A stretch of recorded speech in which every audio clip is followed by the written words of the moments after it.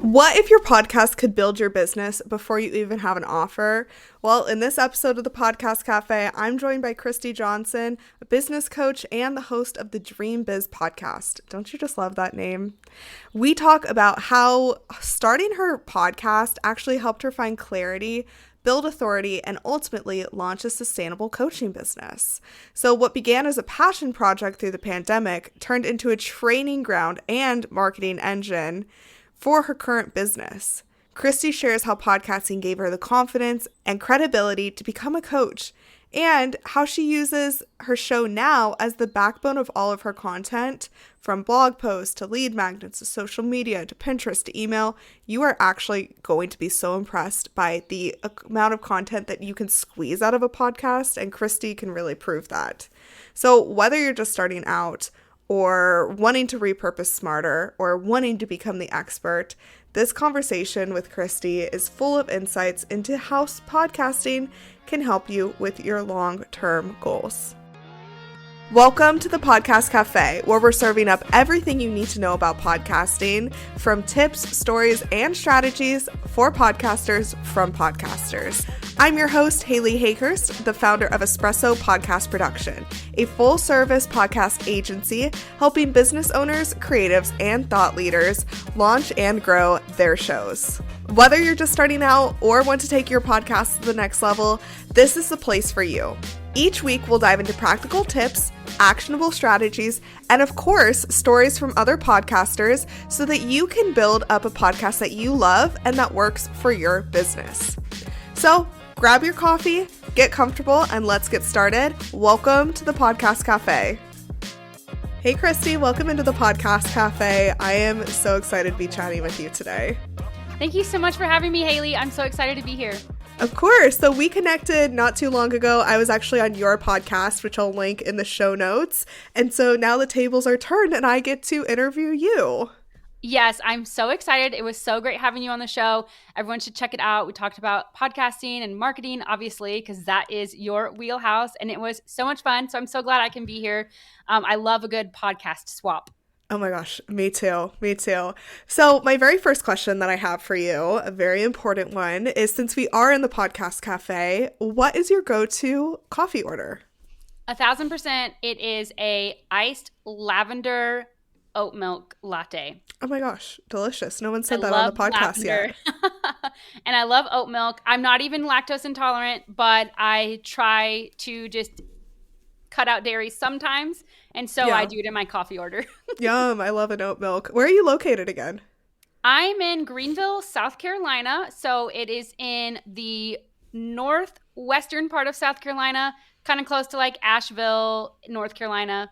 So the foothills of the Blue Ridge Parkway. Most people will be familiar with the Blue Ridge Parkway, but nice. We're down in the foothills of it. Okay, very cool. I'm going to have to try a lavender latte. That sounds delicious. Definitely. Oh my gosh. Well, we are here today to talk all about your podcast and your business. Your podcast is the Dream Biz Podcast. So why don't you start off by telling us about why you started it and what it's about? Absolutely. So my podcast is called the Dream Biz Podcast, and I've actually been through a few names of the podcast over the years. So I always encourage people, if they're starting a podcast, just go ahead and start. Even if you don't have the perfect name or the perfect cover, just go ahead and start. I started my podcast really after the COVID pandemic because I was stuck in my house and I had not that much work to do. I was working as a private photo editor and people were not really sending galleries because weddings weren't happening. So I wasn't working. And I just had this need to share my voice. I've always been someone who likes to talk, and I've always been someone who likes to teach. And I just had this, it felt like a calling that I needed to get on a podcast and share my voice. So I started it as a COVID passion project, and I realized that I absolutely loved talking about business. I knew that I wanted it to be a business podcast because I had in the back of my head that I might want to be a coach one day, which I am now. At the time, I was not a coach, but I wanted to kind of start getting into more thought leadership and more coaching types of conversations and really helping people with their business strategy. So I started my podcast. And also, I wanted it to make my long form content process a little bit easier. I was committed to putting out weekly long form content. And before podcasting, I was blogging. And as I started the podcast, I realized that I really loved speaking on the podcast and that I could use that to inform my long form content and in place of my long form content. So I did it to help keep myself accountable every single week to create that content. And also because it worked a lot better for my brain to be able to talk. And so that's what I did. I started my podcast really as a passion project. And then because I wanted to become a coach later, and also because I wanted to have that accountability to get my long form content out there in a way that was easier for me. It was way easier for me to turn on my mic and talk for 30 minutes than write a blog post. So I can talk on the podcast and then write my blog post from the podcast. So it just made it a whole lot easier for me. And that's why I started. I love that. Very, very cool. And to your point of knowing that you wanted to start a coaching business down the line, I want to expand on this because I think that's such an important reason to start podcasting. I get questions all the time about people who want to start a podcast or they want to have a specific niche, but they're like, I'm not the expert in that yet. And I'm like, no one is truly the expert in anything until you are, right? And part of becoming the expert is having other people see you as such. Like, no one's going to know you're the best person to talk about this if you're not talking about that. So I want to hear about the evolution of like, you knew you wanted to start, you knew you wanted to do coaching one day. Were you interviewing other coaches? Were you talking on certain topics? What did the evolution look like?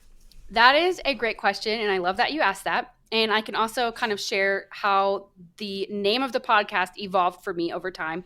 So when I first started the podcast, it was called the Freedom to Flourish podcast. And I had launched a membership program where I was going to be helping other business owners, mainly photographers, because that was my niche at the time. And I was going to be helping them learn how to build more sustainable businesses in a way that worked for them. So I was really passionate about, and still am, about doing things that work for you and your business and not doing something because someone said that you should do it. There are so many voices out there online telling you how to do business, and I really wanted to give people the freedom to do business how they wanted to. So I started my podcast kind of to start developing my skills in speaking about the different things that I wanted to talk about. And it kind of went along with the launch of my membership that I launched later, which was called the Freedom to Flourish Community. And as I started the podcast, I did solo episodes, and I just took basically the pieces that I wanted to be speaking about to my community members. So it was things like how to set up your marketing schedule, how to find your first clients in business, how to do a business plan and set your goals. So I did an episode on quarterly goal planning. So all these things that were business strategy focused in a way that would help you find what works for you in a sustainable way. And so I started out as solo episodes where I was just doing bite-sized episodes on those different things.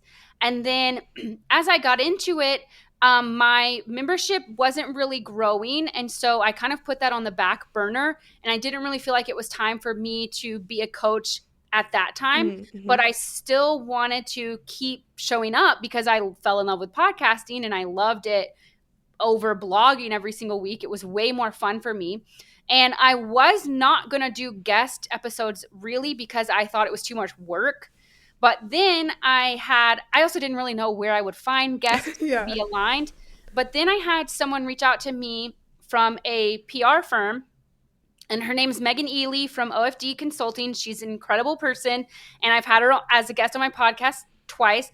And she reached out to me and she said, hey, I'm looking to fill seats. Hey, I own a PR company. I would love to be a guest on your podcast, and I have other people who are interested in being guests on podcasts, and I would love to have them on your podcast.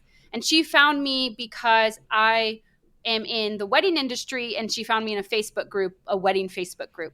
And so I'm sitting there like, why does she want to have people on my podcast? I have like 10 listeners. Like, this makes no sense.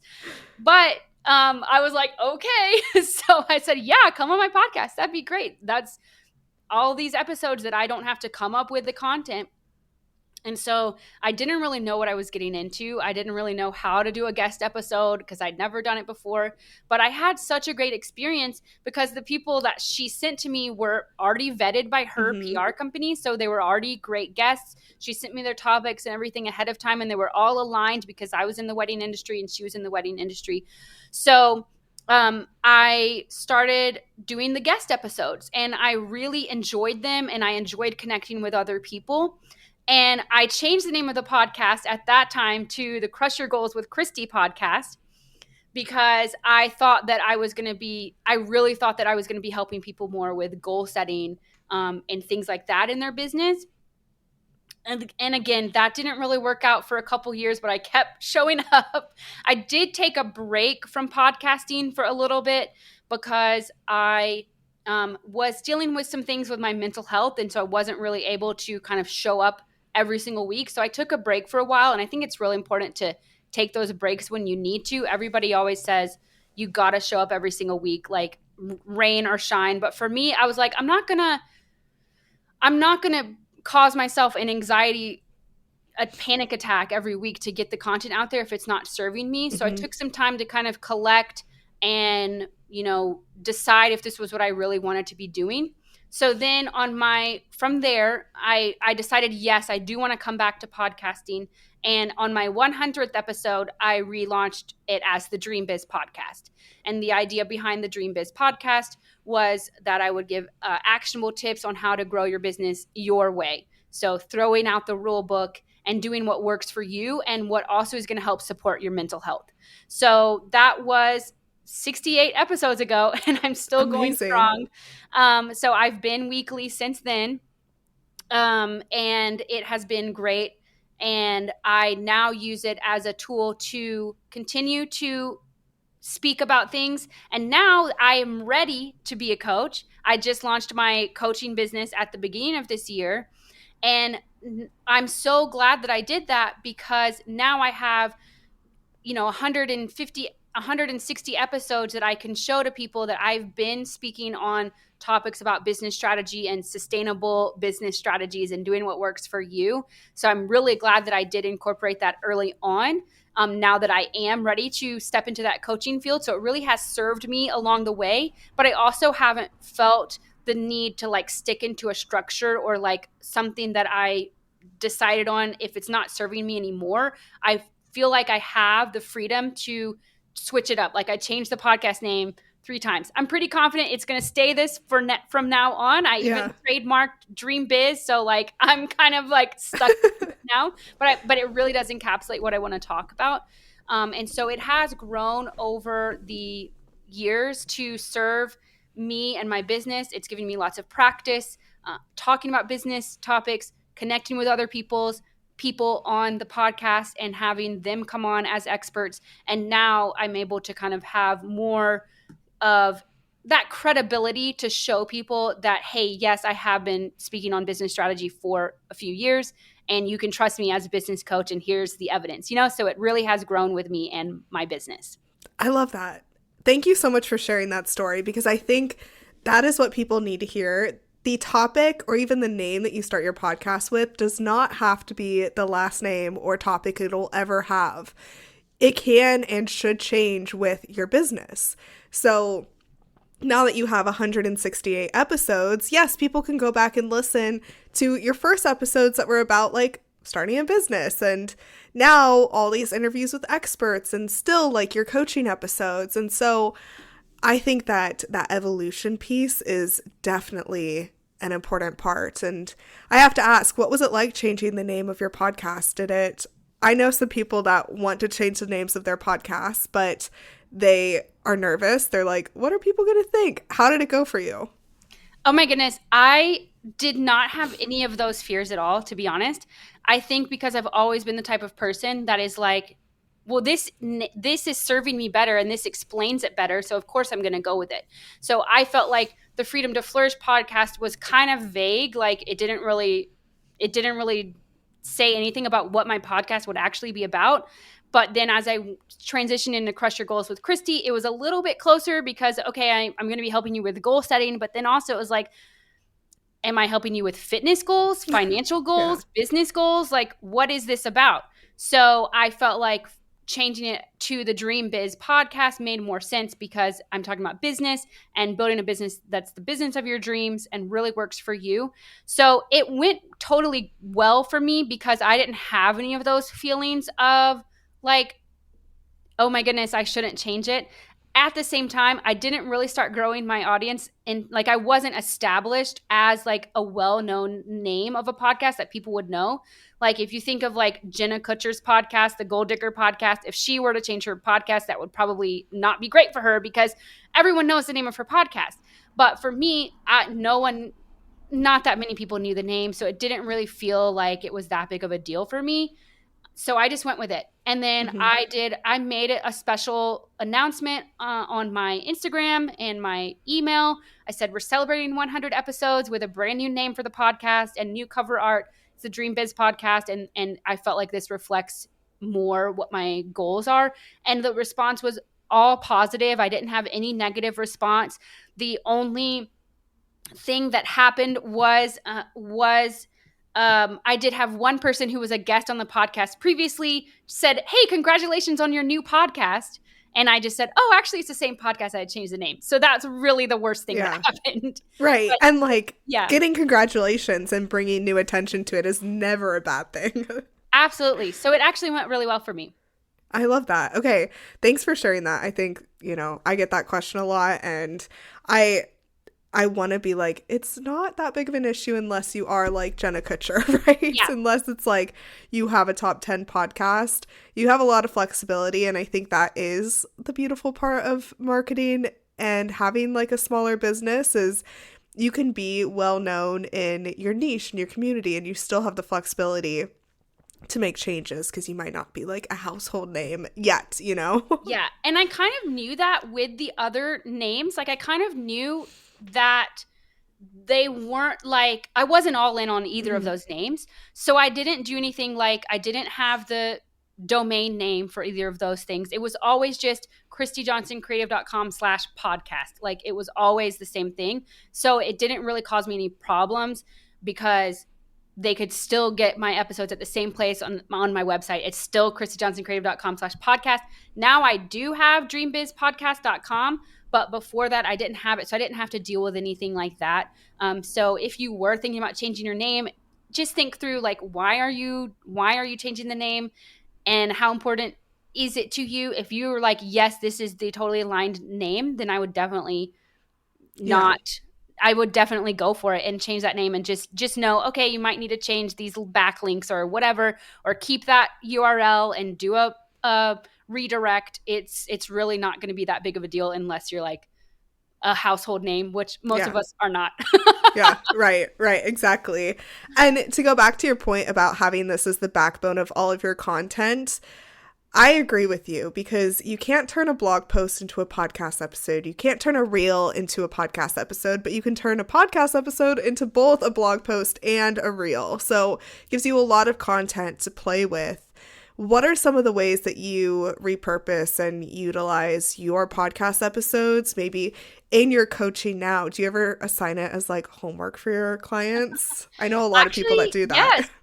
Yeah, actually I do. That's a great question. So yeah, even today I was on a coaching call with someone and we were talking about scaling their business. And I said, oh, I have the perfect podcast episode for you to listen to from another business owner who had scaled their business in the same way that they were thinking about. So I definitely use it in my coaching. As far as my marketing, it really is the backbone of my marketing, like you said. So I take my podcast every single week and I turn it into a blog post. And it's really easy with the help of ChatGPT. I take the transcript and I ask ChatGPT. I've had to kind of work with it a lot to not sound like a robot and to not change my content very much. But I have prompts that I that I do to help it. Like I always say, hey, can you retain like the core content of exactly what I'm saying and the tone of voice and the things that I actually say, and just give me a better formatted blog post from that. And then I go through and edit it and make sure it's still sounding like me and everything. But that makes it so much faster for me. Whereas before I was having to like write so many words of content, which is just so time consuming. Not that a podcast is not time consuming, but I enjoy podcasting and I didn't really enjoy writing those blogs. So that's a big thing too when it comes to podcasting, is like I enjoy this. So that's why I love it so much. So I turn it into a blog post, and then I have started with all of my podcast episodes that I feel are really, really solid and really good, or that are the most downloaded. I have turned them into free guides. So I make a really quick guide on Google Docs. It's not like super fancy, but it goes through the main points of the podcast. And then I also have an actual checklist at the end of it, because I'm all about action steps and giving people things that they can do right away. So any of those podcasts that I feel like are like my core content, or anything where I feel like, yeah, I really did great there, or this guest and we crushed it, it was so many great tips, I turn it into a free guide. And then from there, I take it on Pinterest, and every single free guide that I think I have like 30 of them. Every single one, every week I'm putting on Pinterest, because Pinterest is one thing that I'm trying to be more aggressive on these days, because I'm trying to grow my podcast and I'm also trying to grow my email list at the same time. So I'm taking my free guides, and with the help of Tailwind Create, which is a fabulous tool where they can create pins for you, I am turning each guide into 5 pins every single week, and I'm going through all of them. And I think that every week I'm doing 5 pins for each of the 30 guides. It's a lot of pins, but with Tailwind, it makes it really easy. So I'm doing the guides, which are like freebies for email. And then another thing is that I'm going to start doing, but I haven't done it yet, is to put the email box with their name and their email address to get the guide right in the copy of the blog post, like right in the middle of the blog post, so that if they're reading the blog post, there's also another opportunity for them to sign up to get the guide, and that also gets them on my email list. And so I also do pins to my blog posts as well. So the guide gets a pin, the blog post gets a pin, all of my blog posts get a pin, and the blog posts come from the podcast episode. And then from there, I'm also using it to be a part of my newsletter. So I send a newsletter every single week, an email newsletter, and I feature 3 podcast episodes in each newsletter. But then the most current, because sometimes people will not, like they'll miss an episode, or they'll open their inbox. They won't open one of my emails for a few weeks. So I like to keep the most recent 3 in my email. But then that email is going to focus on the most recent podcast episode, and I'll have some copy in there that gives them a quick win, so that I like them to be able to get a win from the email because they're subscribed to my email list. I want them to also have something that they get for being a part of my email list, but that all comes from the podcast. And then I do also encourage them to listen to the podcast as well. So every podcast episode is getting a blog post. A lot of them are getting turning into a lead magnet. They're going into my newsletter. And then I'm also doing 2 reels and 1 carousel post a week from my podcast. So I'll do a carousel post that kind of sums up the main points that can give them some really great value. So I'm educating them. And then I like to share clips from my podcast as a reel. So I do 2 of those every week. So yeah, it's a lot of content that you can get just from the 1 episode, and it makes it really, really easy. Instead of having to be like, well, what am I going to post? Well, I just have to come up with my podcast topics. That's all I have to come up with. Yeah. And are you creating other content, or is it really just the podcast repurposing? I am creating other content on Instagram. Yeah. Not very much though. I do create some content that is focused on my coaching, like what it's like to work with me as a coach, or if I have something, if I'm doing a launch. So I'm launching my one-on-one program coming up soon. So I'll have a lot more content that's focused like on the tenets of my service and what I want people to get out of it and those types of things. And then like my stories, I do like to post stories, and those are not all from my podcast, but it's not really that much content that I'm creating apart from the podcast. It's really just those times when I'm doing a launch, or I do try to once a week have either a post where I'm introducing myself or where I am talking about my services and calling them to sign up in some way. So I have those ones that I'm kind of going through week by week. So, but most of it is the podcast. And then I do create content on Threads, but honestly, Threads for me is just a place to have fun. Yeah. I don't really have a strategy. I just post my thoughts that come to my brain. Yeah, it's like Twitter. Exactly. And I've actually found some great success, like meeting people. I've also been able to connect with lots of other podcasters on Threads, to just say, hey, I have a podcast. Is anyone interested in being a guest? I've gotten a lot of people there. I found a lot of people looking for guests there. But for me, Threads is just a place to have fun and not feel like I'm, fallen prey to the algorithm gods. Like totally. It's just a place to have fun for me. But most of the content, like 80%, is from the podcast. No, that's amazing. I love to hear exactly how you break it down, because it's a lot of content you get from one podcast episode. And, any business can do that with having their podcast, especially if you focus it as we're talking about the backbone of your business. So with that comes goals and making sure it's sustainable, which I know in your coaching and, throughout your podcast is something that you focused on. Like you mentioned, you took a break from it for a while when it wasn't feeling sustainable. And so now that you've found the sustainability, can you tell us a little bit about maybe how you would coach your clients on building something that is both sustainable but also aligned? So you can, because if you start a podcast that isn't, directly aligned with your business, you're not going to be able to repurpose it in so many ways. Like you could have like pieces here and there, but it's not going to give it the same results that you're seeing from like a very aligned podcast to your business. That is so true. And I really appreciate you asking this question. So for me, sustainable growth is number one. I did have a mental health crisis that led me to shutting down my business for 6 months, and I would not wish that on anyone. I burnt out and it was terrible. And I think a lot of business owners do struggle with burnout because there's all these rules that we think we have to follow, and even the content, all the content that I just listed, that's so much content. Someone could be listening and think, oh my goodness, that is too much for me. Well, that's not how I started. I didn't start doing all of that content. I started with just one episode a week and one blog post a week. That was it. I wasn't even sending it to my newsletter. And even if one episode a week is too much for you, then do one every 2 weeks. That's totally fine. So it's really important to be honest with your capacity and not try to fit yourself into someone else's box. That is a huge problem that I see all the time, where people say, well, I should be doing this and I should be doing that and I should be doing 10 posts, but I still have a full-time job, so I can't do this.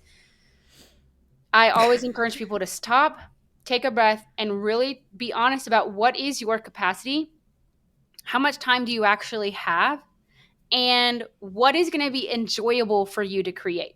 If you are creating content and it's not enjoyable, people are going to pick up on that. I think it's like when I was studying to be a pianist, I have a master's degree in piano performance, and I was studying for my graduate piano recital, and I was working on this piece that was really simple.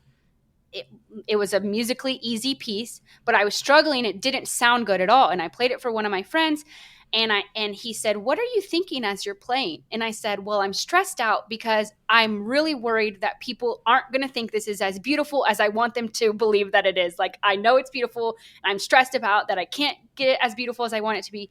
And he said, well, if you're stressed out when you're playing this music, the audience is going to pick up on that. But if you are focused on actually having fun with this piece of music, the audience is going to respond to that and see that. And I think the same thing applies to the creative work that we do in our businesses, because creating content, it's creative. And so it's really important that you have fun with what you're creating. So if you're doing something just because someone else told you to do it, that's not a good enough reason. I always need to have a reason that is like, yes, I want to do this. So be honest with about your capacity. How much time do you actually have, and what would be fun for you to do? And don't worry about the rest of the stuff. Just find that one thing that is fun for you to do and get consistent on that, whatever consistency means to you. It doesn't have to mean every single week or every single day or whatever that looks like. Just hone in on that one thing. And then as you feel like you are a little bit farther along and you feel like you can add more to that, then that's where you can add in more content. I was really struggling with Pinterest, for example, because Pinterest kept telling me you need to create at least 5 pins a day or it's not going to be worthwhile. And I was so frustrated. So that's when I upgraded my Tailwind account to be able, I mean, it's part of their plan, but they got me. I upgraded my Tailwind account to be able to create more pins using their AI tool that made it really fast. So I found a tool that made it so much faster so that I could do it in a way that is now sustainable for me and I can actually do it. Whereas before I couldn't do it. So be honest about your capacity, do what's fun for you, and then find those tools to help you save time where you can. And I believe time is money. If you can spend money on a tool that is going to get you back time, it's worth it to me, because I would rather spend my time hanging out with my nieces and nephews than slaving over my computer making 30 times 5 pins a week. No way. That'd be way too much. That'd be way too much. No. Yeah, exactly. I love that. And I do think that there are a lot of AI tools that we could lean on more. So Tailwind is a great one. I'm not on Pinterest, but it is something in my mind that I'm like, I used to be, and it actually had really great results. But to your point, it is some work, but I'll have to check out Tailwind again and see. I don't think they had AI back when I was using it like a few years ago. Yeah, no, it's almost all of the tools that we're using nowadays have some type of AI feature, and it's up to you to decide whether it's going to be good or not. Right. Some of them are terrible. No, but very true. Some of them are great. And I was just talking today with one of my clients about, she was struggling because she has a full-time job, and she said, well, when I get home, I have 20 minutes before I have to be back to this next thing, and I feel like I should be working on my course that I'm launching. And I was like, no, you need that 20 minutes for yourself to relax. Like, you have to take care of yourself. So I wouldn't have that, oh, I should be doing this, or I should be doing that. That's going to create shame and feelings of guilt. And you're not going to find it enjoyable if you're operating from a place of shame rather than excitement. You want to feel that excitement. So I always encourage my clients to find what is going to be exciting for you. And if it's not exciting for you, there's something deeper going on. What either you're putting too much on your plate, or you haven't found the thing that actually aligns with you yet. Like for me, podcasting was great and blogging was not. For other people, they might hate podcasting. And if they hate talking into a microphone, I wouldn't recommend having Definitely not. But to your point, I think that, if you do love podcasting, I really think that business owners at every stage of business should consider it in their marketing. I think that the opportunities it creates, the collaboration, the, growth that you can have, the more you talk about something, the more experienced you are in it. So absolutely, I think that it's such a underutilized. I know everyone makes jokes about how everyone and their mom has a podcast, but like, that's just not the truth, Like, yes, maybe a lot of people start podcasts, but the stat is most people don't make it past 3 episodes. So they'll launch, they'll put out a trailer, they'll put out another episode, then they're like, you know what? Not for me. So if you make it past 3 episodes, you're kind of like in the top % of podcasters. You're ahead of the game. Absolutely. I love that. So yeah, you've shared a lot of good advice today. I really appreciate you breaking down consistency and how you, kind of have it grow with you. I have a couple rapid fire questions that I want to hear what advice you have for podcasters to wrap us up. But okay, what is the first podcast that you ever listened to or had like the biggest impact on your life? Wow. I would say Online Marketing Made Easy by Amy Porterfield was the first one. And then just a personal one is Stuff You Should Know. I love that podcast. That's not a business podcast, but I love it. Yeah. So I'm going to answer those two. Okay, I love that. Do you have any other podcasts you recommend people listen to? Oh my goodness. Well, definitely listen to the Podcast Cafe and also listen Thanks. to the Dream Biz podcast. Definitely. No, I Um, love that. yeah, but to be honest, I don't actually listen to a ton of business podcasts. Right now, the podcasts that I'm listening to are more comedy. So I listen to Smosh Reads Reddit Stories and I listen to Rhett and Link's Ear Biscuits. They're both YouTubers.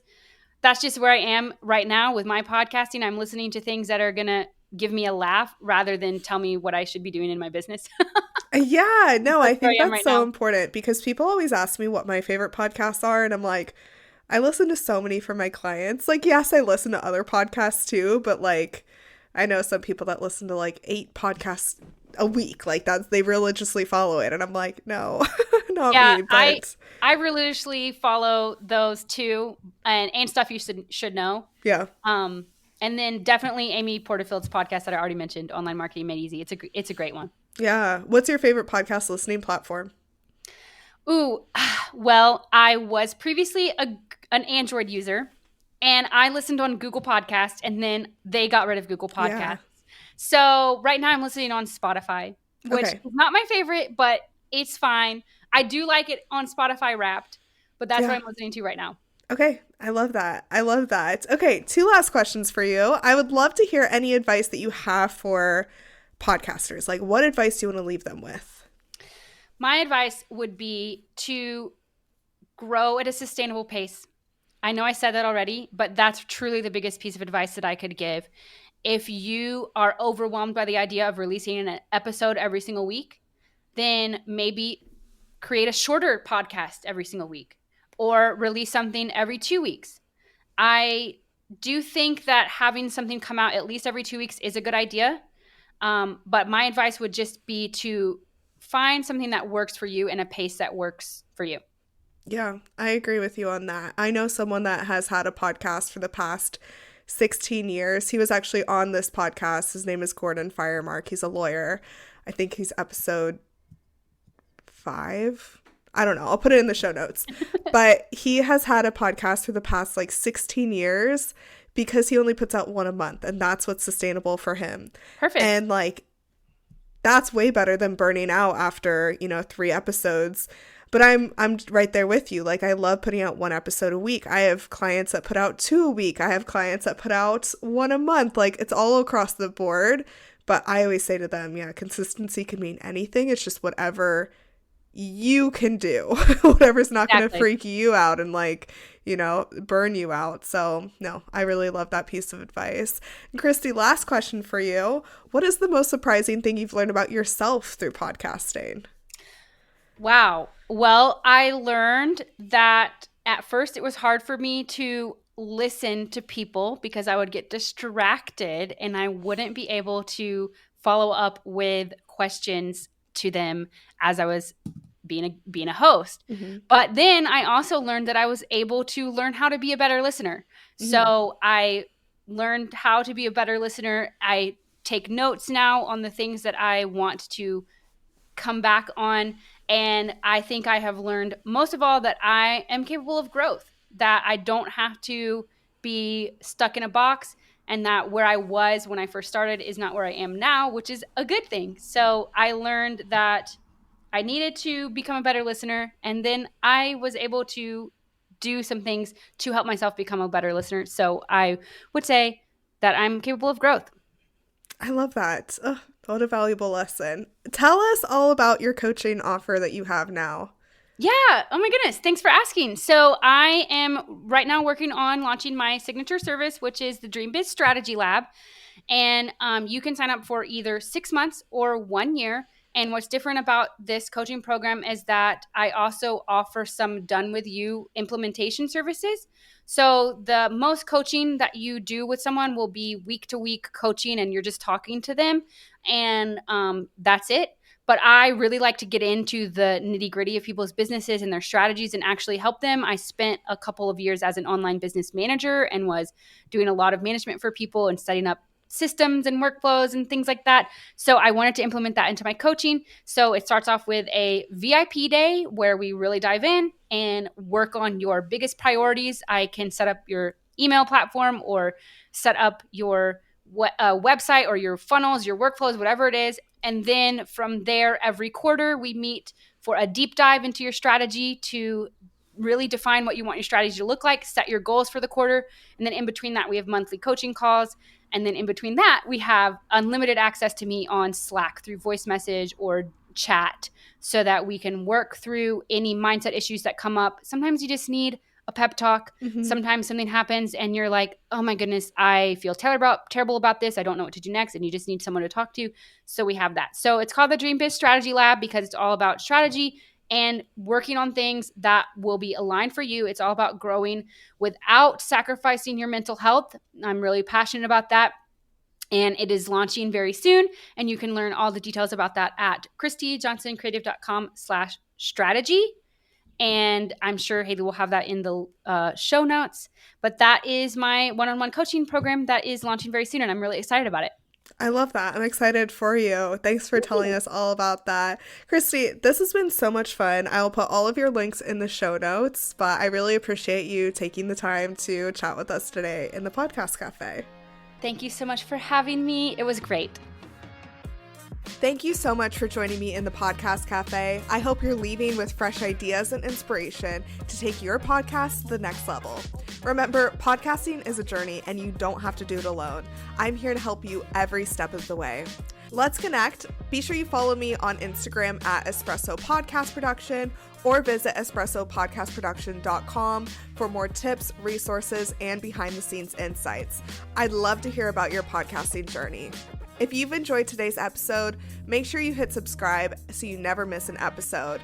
And if you're feeling extra generous, I'd love it if you could leave me a review on Apple Podcasts or Spotify. It helps more podcasters just like you find the show. Until next time, grab your coffee, keep creating, and I'll see you back here in the Podcast Cafe.